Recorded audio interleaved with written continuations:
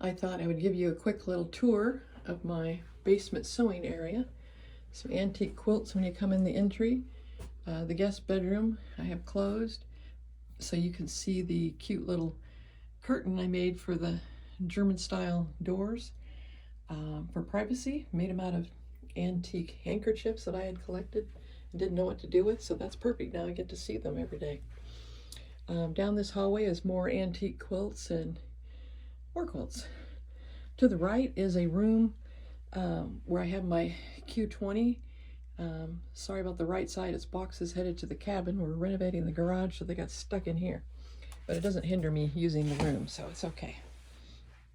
I have a Husky work table that you can, if you see the crank on the right side, you can adjust the height up and down.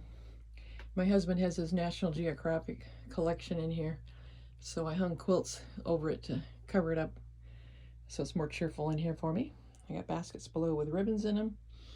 My little tower with all my threads organized by weight and type. That's a Baltimore album called Baltimore Halloween, I think it's called, by Pura Pereira. I got first place on that years ago. It's all hand applique and embroidery, and I just really thoroughly enjoyed working on this project. A lot of fun. I added the candy apple, and I added the trick-or-treat, and I added the spells and potions. Anyway, very fun project. I have two floor lamps that I got off of Amazon that are tall and thin. These really, really bright LEDs. You can turn them any way you want, whatever direction you want, but they're super bright. So it gives me lots of light so I can really see with my old eyes what I'm doing. I really recommend them because then you don't have things hanging off the ceiling and driving you crazy. I don't do big quilts, I just do smaller quilts. So I don't need the apparatus where you hang the quilts above. This is one from Hawaii that I'm finishing up to take back to Hawaii. This was a class Charlotte War Anderson at Montana this summer that I took, where you put all your applique, fuse down all your applique pieces, and then you paint over them to give it more detail. That was a lot of fun because I had never painted with paints on a quilt before. And this was the other Montana class with Georgia Bone Steel, and I learned an entirely new way of piecing, where you number your pieces and then you piece them together, and it's the opposite of how you do paper piecing. So that was really interesting. Very frustrating at first, but finally I got the hang of it. And so that was a really neat technique I really enjoyed learning. Just more mini quilts on the wall. I did the top one and the bottom one. Middle one a friend of mine did in Anchorage. And this is one I got off of Etsy that I just love.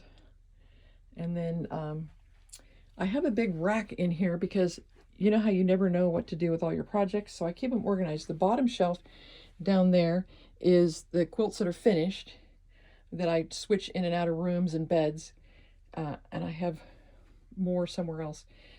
This is all the ones that are sandwiched and just ready for me to start quilting on when I have a moment.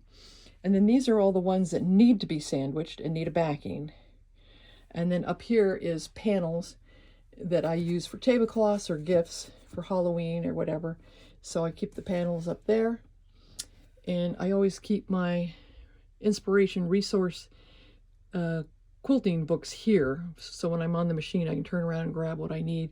And up above is just some vintage crochet and other things. So, and then behind me, it's buried with all these boxes that are headed to the Alaska cabin. The door behind there's a huge, massive roll of batting in there. So I'll be glad when these boxes are gone, I'll be able to get into that. That's why the other ones aren't sandwiched yet. So that's kind of my Q20 room. Hope you enjoyed that. Back out into the hallway, more antique quilts. This is an adorable quilt I got off of Etsy years and years ago. I've been trying to find who the maker is, but every time I post it, no one has no idea who made this lovely, charming quilt. It's just precious. So it's a real treasure for me. And I collect anything with mice or forest animals. So I have some vintage forest animal embroideries here. And then turning around, make you dizzy. I have a rack of all the what do you call it? The notion, all the fabrics that have funny little prints and things on them that you don't really use in your applique. You do more for sewing projects and making purses and bags and that sort of thing. So in here I've got more. I love miniature things, so they're all over the place. Miniature stuff everywhere. There's some teacup pin cushions and miniature tea sets that I love that have little gnomes on them. And you'll see gnomes and rabbits, another antique embroidery, and of course the Brambly Hedge mini collection. I love that. And then I keep in this tall tower sewing projects where I've gathered the pattern and I'm starting to gather, you know, everything I need for those projects. This is just a pile of tulip pink and calf that I threw up there. And I have saved a whole pile of cupcakes and candy kind of fabrics. And then I have the Australian prints here in this pile. And this is stuff my daughter's requesting me to put together. And then I have another big wool project going on down here. So that's how I keep everything organized, because I am so limited in space. I have to figure out how to utilize everything. But this is my quilt room. There's the door. You can see through in it. I didn't put a curtain on it because it really opened up the room and made it feel so much better. I'll give you a quick scan. I'll start from the door. So I look out into the hallway. Let me shut this door so I can get around everything. And I keep my design wall there. And I connect vintage pillows and more little cross stitches. I even have a little mini cuckoo clock. My husband collects the big ones, but I have a little one. Another vintage pin cushion holder. I'm working on this Lori Holt quilt for my daughter. I'm going to put a rickrack edging, so I have my thangles up there ready to go. I got the border fabric ready to go, but now I have to pick out the fabric to do. I think I'm going to do a red rickrack, you know, out of the thangles going around to give it some interest. I like antique chairs. These are carved ones from Germany, and I collect handmade needle points, and I repair them and then make them into little pillows and figures. I like handmade pincushions. I have a bunch of them. The cute little purse I found at a shop in Houston when I was at the Houston Quilt Festival about 4 years ago. More needle points that I've made into creatures. And this wall, let me back up so you can see it better. This is the back wall. And so I organized my fabric all by color. So when I'm working on an applique block, I can grab the pile of color I need really fast. And I just love it that way. I don't like having to fold things on boards. It takes up too much room. I've got a heck of a lot of fabric packed in there. And I would need twice the space if I had them on boards. And I don't have the patience for boards. So I do collect a lot of little handmade things, as you can see. Usually you stuff these in a drawer and don't know what to do with them, so I pinned them up so I can enjoy them. There's another little felt pin with a fox. And yeah, so a lot of fun little things that, you know, all of us like. And lots of, I'll just give you a quick little scan of these because it's fun to see the types of things that make me happy, my happy things. Little mini moose, you can get that pattern from Alaska. A lady made that for me. More antique pin cushions and cute things. When I was little, my mother gave me my first sewing item, and it was a little zebra pin cushion. Had that when I was 4 years old, so that's 60 years old. And since then, I have found a few others that I thought were cute. Most of them, when you find them, are pretty ugly or in bad shape. So I was lucky to find those. More embroideries. Little moose somebody made. I thought was cute. I love mice. People are always giving me mice, and I love foxes.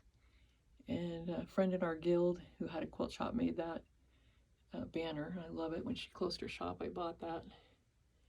More little items that are cute. I like to see the things that people make. So more things here. They're so cute. So it's a lot of fun. I try to speed this up so I don't take so long, but I don't like to go too fast so you can't see anything. A lady in Seattle made this little house. It's embroidered. It's on the back. It's got ghosts and things, and she made the little lady to go with it in the tree. I made the little mat. With the last couple of weeks I made that. Put a beaded edge on it.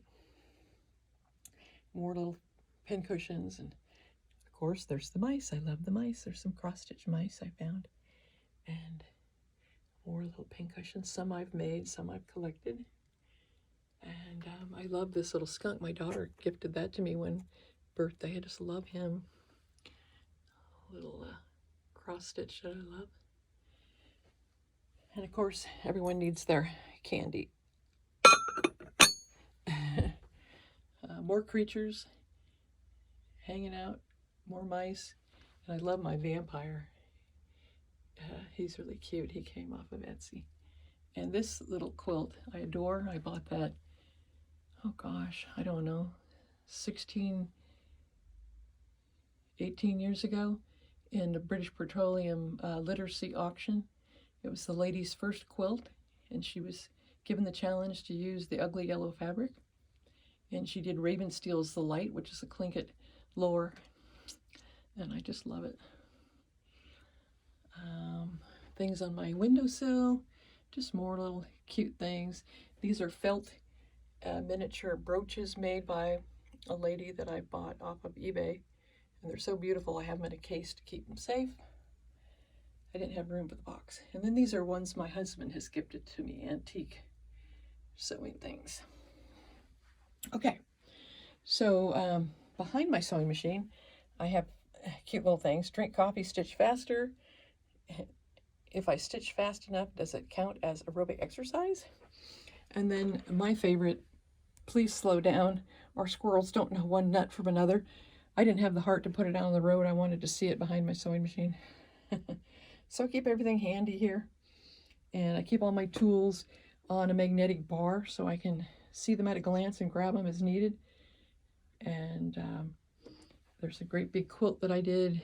Oh gosh, when did I do that? Finished that probably back in 2006. Got first place at one show and second at another. What is that? It's a piece of cake, Stars in My Garden design. But I did bugs for the center of each. When I get over there, I'll show you a close-up of the bugs. And then below my table, I keep scraps by color. So when I'm working on an applique block, I rarely have to turn around and get into my fabric stash. Usually I can find the right piece of color, or that little piece you need, in my scrap bins. So I keep that real organized. I was just starting to get set up to do some more YouTube videos, so I'm working on that today, gathering supplies. And then on this side of the room I have it's supposed to be a cutting table, but I use it mostly for a pressing table because I don't do all that much cutting. That's a quilt I did, oh gosh, I don't know, year 2002. Some more vintage pillows.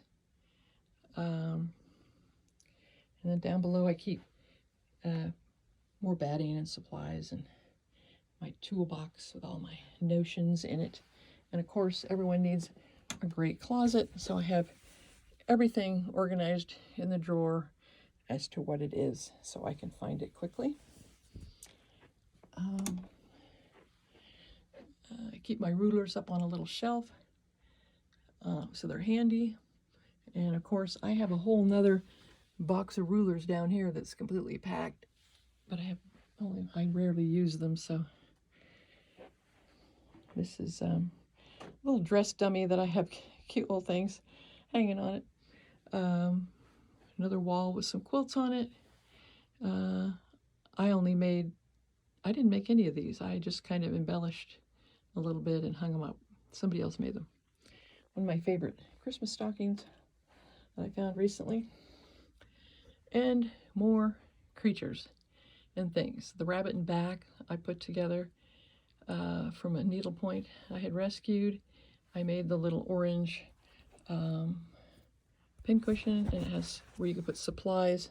On this side, there's a pattern out there for that. Forget what it's called. More felt. I love felted things. So I got felted cakes, and of course we all love Baby Yoda. And a little college gal makes those and sells them on Etsy to make money. And just more cute things. I made this little strawberry thing. So it's cute. This little cute little thing was made by a lady in Russia. Really cute. And then the Christmas tree behind, little vintage ornaments I found. And this recently I found, forget what I think the lady was in Italy that made this. So sweet. I have an extra orange back there I'll use for a gift. What else is hiding? Oh, I got pretzels from Germany that are baby rattles, but they're so cute. And just more pastries and felt things. So let me just show you real quick the details on these bugs on this quilt.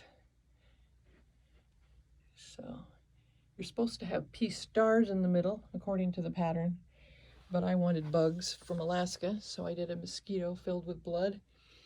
And horseflies were always biting me and the horses, and I designed all the bugs, and of course the little flying grasshoppers and dragonflies and ladybug.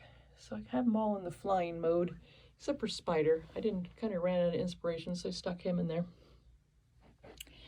I love stick horses, and I bought that from a craft lady in Anchorage. His name is Speckles. And these are applique carriers. You roll them out and you lay your blocks in there and then roll them back up, and you can open up the end, pop that open, and you can put tools in there. So I have a small one, a big one. I made this big one probably in the year 2000, and I found the smaller one at a garage sale. And I love Snoopy. So my little Snoopy guys, a basket. And I keep all of my tools in a tray, and I just have these cups you get from Goodwill. I got them all matching, and it holds all your things, so you don't have to dig. I don't like having to dig through that to find. Now we're having a power surge here. Boy, now it's dark in here. Anyway, that kind of concludes the tour for now. I hope you enjoyed it, and I hope to see you back to see more of my videos. Bye.